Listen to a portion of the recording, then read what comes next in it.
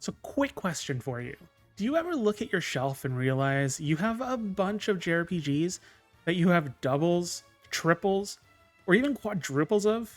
Yeah, I've done that several times. Let's talk about 10 of the best JRPGs that I've bought multiple times.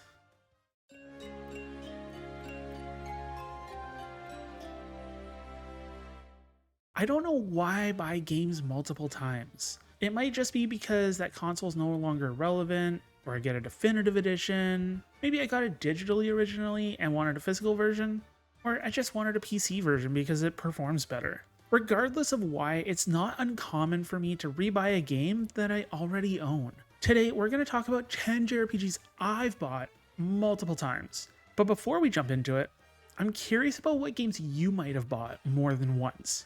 Let me know in the comments below, and let's start talking about 10 JRPGs I have doubles, triples, or in one extreme case, a JRPG I have 6 copies of.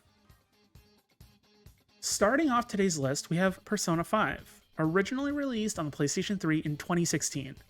Now, I didn't originally get the game on the PlayStation 3, but I did get it on the PlayStation 4, and I absolutely loved it. Honestly, it's probably up there as one of the best games I've played. It would probably make it into my top 10 JRPGs of all time, and as a result, I've bought it way more times than I want to admit. Originally, I bought the original collector's edition for the PlayStation 4. Then, I bought the Royal re-release digitally. Then, I bought Royal physically. Then I bought it yet again physically on PlayStation 5. So what's that? 1, 2, 3, 4. Yeah, I have 4 different copies of Persona 5. You know what the worst part about all this is? I have only played through Persona 5 Vanilla.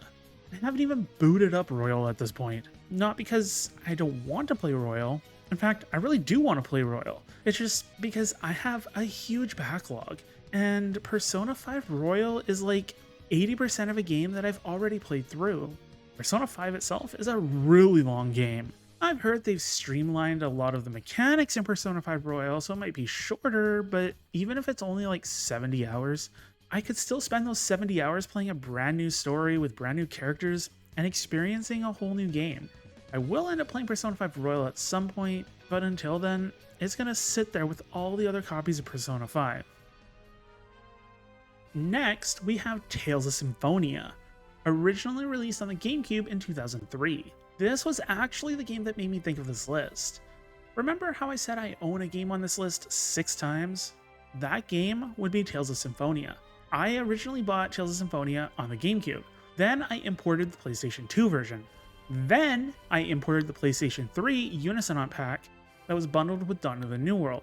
Then I got the localized version on the PlayStation 3 known as Tales of Symphonia Chronicles. After that, I got the PlayStation 4 port of Tales of Symphonia Remastered, and then I bought the game on the Nintendo Switch because I was going on vacation and I wanted to play Tales of Symphonia on the plane.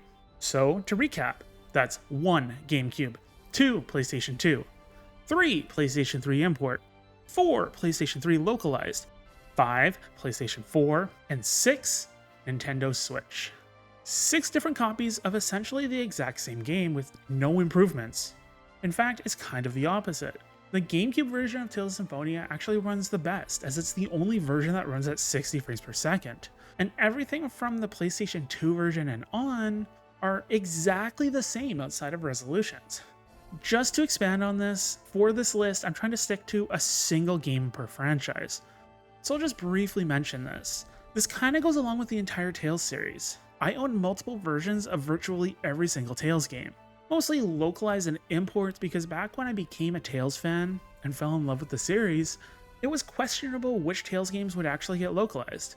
Off the top of my head, I own multiple copies of Fantasia, Destiny, Eternia, Destiny 2, Rebirth, Symphonia, Abyss, Legendia, Xillia 2, Hearts, Heartsar, Innocence, Tempest, Vesperia, Zestiria, Berseria, and Arise. Some on different consoles, some are remasters, and some are just because I found them at a local mom and pop shop and felt the need to buy it. Yeah, I love the Tales series, and that's why I started this channel, and why I'm reviewing every single game in the series. Now, if that's something that you're interested in seeing, Make sure to hit that subscribe button so you don't miss any of my Tales reviews. That being said, Symphonia is the only game in the series I own this many different copies of though. Do I regret it? Not for a second. Tales of Symphonia is amazing, and I'm glad to be able to play it on almost every console I own. Now, we just gotta wait for another copy of the game when it gets ported to PlayStation 5, Now we're gonna talk about Bravely Default 2. Originally released for the Nintendo Switch in 2021. I've talked about Bravely Default 2 several times before. The series in general I've mentioned. It's among one of my favorite series of all time. Now, as for Bravely Default 2, I originally got the game on day one for the Nintendo Switch, and I adored the game. To this day, it remains one of the best games on the Switch as far as I'm concerned. However, that version of the game did not perform all that well. The models look jagged, the game runs at 30 frames per second, the draw distance is awful, and the graphical pop-ins are atrocious. So when it got announced to have a PC port, you know I bought it as soon as I could. I bought it solely because of the better performance, and I was not disappointed. The port looks absolutely gorgeous, and is a much better experience of an already amazing game. In fact, I recently reviewed the PC version on the channel, so feel free to check that out after you're done here if you're curious about the game. Bravely Default 2 is just a game that I feel the Switch didn't do justice. This was a game that I feel deserves to be enjoyed in the best form possible, so I had to rebuy it. I'll be honest, I could gush and gush about this game for a good hour and still not be tired. If you enjoy turn-based job system JRPGs with a killer soundtrack, do yourself a favor and check out Bravely Default 2 on Steam. It's 110% worth it, and you won't regret it. Now, if we could only get a remaster of the first game on Steam as well, I can tell you for a fact that if that game does get ported, I'll double dip on that one as well. Harvestella is an odd one. Originally released in 2022 for both Nintendo Switch and PC, the game itself is an action RPG with farming elements and a job system. And I do mean that. It's not a farming game with action RPG elements, it's an action RPG with farming elements. Just trust me on that. So let's talk about my first experiences with the game. Initially, the game got a demo on Switch before the full release. Being unsure about the game, I decided to give the demo a shot. And you know what? I really liked it. It's a Square Enix action RPG, has cozy elements and a job system that you can swap on the fly. It sounds perfect. But that performance was absolute garbage. It ran terribly on Switch. So when the full version came out, I decided to buy it on PC instead. The game was a much smoother experience there. However, as much as I try to move to PC, I just love my physical copies too much. Gaming on PC, unfortunately, and loving physical copies don't exactly mix anymore. So naturally, a few years later, during a Boxing Day or a Black Friday sale, I don't remember exactly what it was, I decided to rebuy it. I got it for about $30. So I ended up picking up Harvestella on Switch solely because I wanted a physical copy. In fact, it's still sitting on my shelf, sealed, and probably will forever be sealed because I have no actual reason to play the game on the Switch. Now the funny thing is, as much as this game seems tailor-made for me, I haven't actually finished it. I've mentioned this previously on the channel, however back in December of 2022, I was about 30 hours or so into Harvestella, and I suffered a pretty bad knee injury, and I was unable to sit at my PC and game as a result. Sadly, I didn't have a Steam Deck at the time, so I had to stop playing for about 6 weeks or so. After those 6 weeks, I totally forgot what in the world was going on in the game, and I never ended up going back to it. I do want to rectify that, however, and start the game over because I remember really enjoying the game. I intend on finishing it before the end of 2025. Famous last words, right? We'll have to see. Next we have the Final Fantasy XIII trilogy. Yeah, I know. People have expressed their hatred and dislike for the Final Fantasy XIII games. You know what? That's totally okay. Everyone is entitled to their opinion. For me, however, my opinion is that I absolutely love the Final Fantasy XIII trilogy, and they're actually among my favorite Final Fantasy games. The Final Fantasy XIII trilogy consists of 3 games, released in 2009, 2011, and 2013 respectively. I bought these games on the PlayStation 3 originally.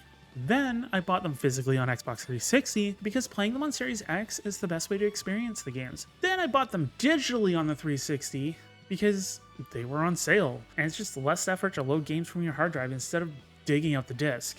And then more recently, after a PC upgrade, I bought them on PC because with mods, you can make them run even better than the Series X pseudo remasters. Luckily, outside of the original time I purchased the games on PS3, I don't think I paid more than $10 per game on 360, Series X, or PC. In retrospect, I probably wasted more money, but you know what? That's okay. I really enjoyed the Final Fantasy 13 games. In fact, Final Fantasy 13 was the very first Platinum trophy I ever earned, so I guess it has a special place to me for that reason. Well, among many other reasons. Despite how much I adore Final Fantasy 13, to this day, I still haven't finished Lightning Returns. I always get scared off by the time mechanic in it. Play it someday, but when I do, I'm gonna want to binge the whole series back to back. If I have one toxic trait, it's wanting to play entire series, even if some of those games are ones I've already played before. And before you ask, yes, I want it on PlayStation 5, and yes, I will rebuy the trilogy if it eventually gets released there. This trilogy is the only Final Fantasy game outside of 11 that you can't play on that console. Seriously, what's the hold up, Square Enix? Speaking of Square Enix, we have another one on deck. Dragon Quest Monsters: The Dark Prince. Originally released in 2023 for the Nintendo Switch, but it received a PC and mobile port in 2024. This is another case like Harvestella, except I did buy The Dark Prince at launch on the Switch, but I didn't end up playing it. Again, it's sitting sealed on my shelf. I tried the demo of The Dark Prince before the game came out, and like Harvestella, it performed like butt. It was choppy with major frame rate issues, so I bought the game to support Dragon Quest in the West. But after Dragon Quest Treasures got a PC port, about a year after the Switch release, I was hoping The Dark Prince would get the same treatment. Luckily, at the end of 2024, in September, Dragon Quest: The Dark Prince got that PC port I had been waiting for, so I bought it without a second thought. And you know what? I am glad I waited, because that port runs amazingly, not just on PC, but on Steam Deck as well, so it was well worth the wait. I've mentioned how much I love Dragon Quest on this channel before. It's my favorite turn-based JRPG of all time. Throw in some monster collecting and sorrow, the best villain Dragon Quest has ever seen, and you have the perfect combination for a great JRPG. Now, with all this being said, I haven't actually played through the game yet. I've been a bit busy in the last half year or so, and I haven't had the time to just relax with Dragon Quest. I want to play through it soon though, because it seems like the perfect game for me. Hopefully I can find this time soon, because Dragon Quest, it's just my happy place. Oh man, this is a case of a game I keep buying, but never end up playing. Tokyo Xanadu originally released on the PlayStation Vita in 2015, and then it got an EX Plus version later on PC, PlayStation 4, and Switch. I originally bought this game on the Vita. I miss that little handheld. It was so ahead of its time, and it's a shame it was so overpriced because it's easily my favorite handheld of all time. But anyways, that's a video for another day. As I said, I originally bought Tokyo Xanadu on the Vita when it came out. Then I bought it on PlayStation 4 because it had more content, and then more recently I bought it on PC so I could enjoy it portably on the Steam Deck. I've played very little of this game, and from what I can gather, it kind of feels similar to the Ys franchise as well, but with less exploration, if that makes sense. I say this, but I've only finished like one dungeon and then I got distracted. Lately, I've wanted to jump into a new Falcom game, and I've been thinking I want to play through Tokyo Xanadu. Every time I go to play it, I just don't. Something always happens that ends up distracting me from starting it. Has anyone actually played Tokyo Xanadu? If so, can you let me know if it's worth playing? I'm sure it's amazing because it's Falcom, and if it's only average, I know I can rely on it to have a soundtrack that absolutely slays. Because if Falcom can do anything right, it's soundtracks. I've yet to find a Falcom game with a soundtrack I didn't like. I hope that trend continues because game soundtracks, they give me life. Team Asano is always something that resonates with me. Bravely Default, Live Alive, Octopath Traveler, they're all fantastic. Triangle Strategy is no different. Originally released in 2022 for the Nintendo Switch and later ported to PC. You already know where this is going, don't you? Yeah, I originally bought it for the Switch, then later on I bought it on PC. I feel like there's a trend here. Maybe developers aim these staggered re-releases specifically for me. Oh well, I only regret the extra money spent a little bit. Honestly, Triangle Strategy didn't run all that bad on the Switch. It was relatively smooth, however, it ran at a steady 30 FPS. But do you know what's better than playing a game at 30 FPS? Playing the game at 120 plus FPS with a better resolution. Realistically, this is a strategy RPG, so there's honestly no reason to play it at higher frame rates or a better resolution. This isn't a first-person shooter or a fighting game where every frame counts. However, this does employ the HD 2D art style. That art style is gorgeous and almost looks like a hand-painted diorama, so I wanted it to be experienced in the best form possible. Honestly, that's the only reason I rebought it. That being said, I haven't played it yet. The only reason is because strategy RPGs require me to be in a very specific mood set, and I haven't been in that mood since I played through Disgaea 7. I do really want to play through it though because I love Final Fantasy Tactics, and I've heard on numerous occasions that Triangle Strategy is like the spiritual successor to that game. Maybe I should play Triangle Strategy before the remaster Final Fantasy Tactics comes out. You know what? That's actually a good idea. If you were asked what your favorite JRPG of all time is, what would you answer? Final Fantasy VI? Chrono Trigger? Xenogears? For me, it jumps around a lot, but there's always one constant. Valkyrie Profile. Originally released on the PlayStation in 1999, it later got ports to PSP, Android, iOS, PlayStation 4, and PlayStation 5. You know what? I have every single one of those versions, as well as the Japanese PS1 version and the Japanese PSP version. Yes, I know I have a problem. Don't judge me. Valkyrie Profile is such a unique game. It's a turn-based JRPG based on Norse mythology. Not accurately, mind you, but it's accurate enough with a JRPG spin on it. And it had a very unique combat system at the time, somewhat similar these days to Namco Cross Capcom or the Project Crosszone games. I remember renting this game back in the early 2000s and I fell in love with it. Unfortunately, I couldn't find it to buy back in the early 2000s, but when I did find it, it was over $200.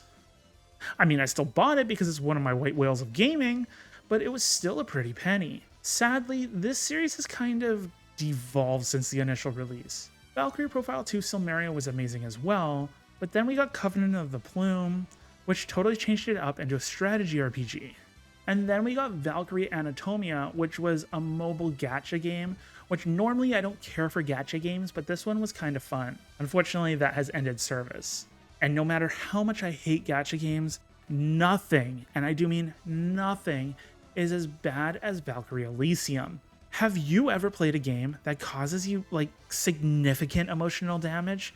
For me, that's Valkyrie Elysium. There's a part of me that wants to force my way through that game solely to review it so I can rip into it like a hot knife through butter.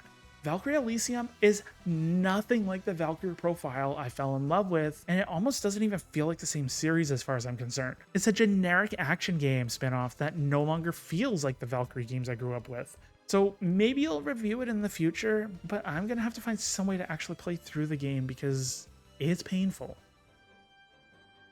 And the last games that I bought several times are the Final Fantasy Pixel Remasters. I'm not talking about the original games, Final Fantasy 1 through 6. I'm talking about the actual Pixel remasters that have come out between 2021 and 2024. Originally, I bought them as they steadily released on Steam. Then, when they came out on PlayStation 4, I got them digitally. Because of the questionable launch that Square Enix did with those physicals, they were almost impossible to find. I then platinumed each and every one of those digital copies. Then once Square Enix released the anniversary physicals of the Switch and PS4 releases that were more publicly available, I bought them on both consoles physically. So I have them on Steam, digitally and physically on PlayStation 4, and physically on Switch. Don't add up how much that costs because it's way more than I want to admit. The classic Final Fantasy games are an experience that means quite a bit to me. I love all of the quality of life changes in these versions. If you haven't played the first 6 Final Fantasy games, which would kind of shock me because I feel like that's the entry point for anyone getting into JRPGs, I would suggest picking up these Pixel remasters. They feel quite a bit easier, and if you do still struggle with them, you can increase experience and gold as well as turn off encounters. The mechanics are easy to understand and the stories are not at all complicated. The games are legendary as far as JRPGs are concerned, and I feel like they're almost a rite of passage when it comes to entering the genre. So there you have it. Yeah, I've double dipped on a lot of JRPGs. Some of them I haven't even played. Do I regret it? Not really, but looking back at all the extra money I've spent, I probably could have made some better decisions. Do you have any games that you have double dipped or more on? Let me know in the comments below, and if you enjoyed your time here today and love JRPGs, make sure to hit that like button and subscribe to the channel so you don't miss any of my future JRPG lists, JRPG reviews, and JRPG news updates. Before you head off though, why not check out one more video covering 10 JRPGs that I feel deserve that fabled, perfect 10 out of 10 score. This has been Shinky, thanks so much for watching, and until the next one, have a wonderful day.